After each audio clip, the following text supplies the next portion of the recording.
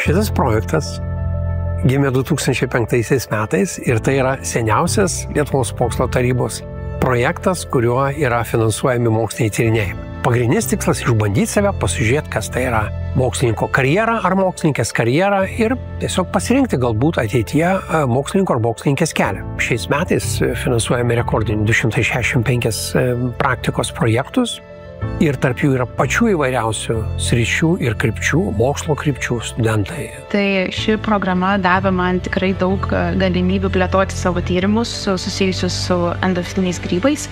Smagu atvažiuoti į savo šalį ir prisidėti prie savo šalies mokslo.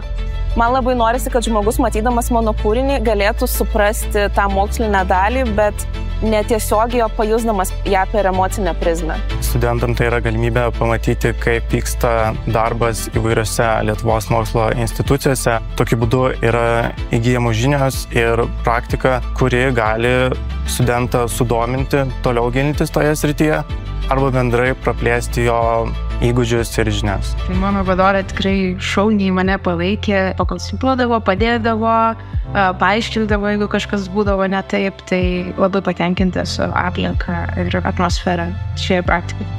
It was interesting to me to find how the real scientist works and maybe in future I'm going to be a scientist, so I decided to try it. These kind of programs are important because such students as myself can see how real scientists work. But like this internship taught me there are many things I thought I knew that I don't know. It is really a good experience. You need to simply experience more to have bigger dreams and bigger efforts in the future. So I'm glad that LMT provided us this opportunity.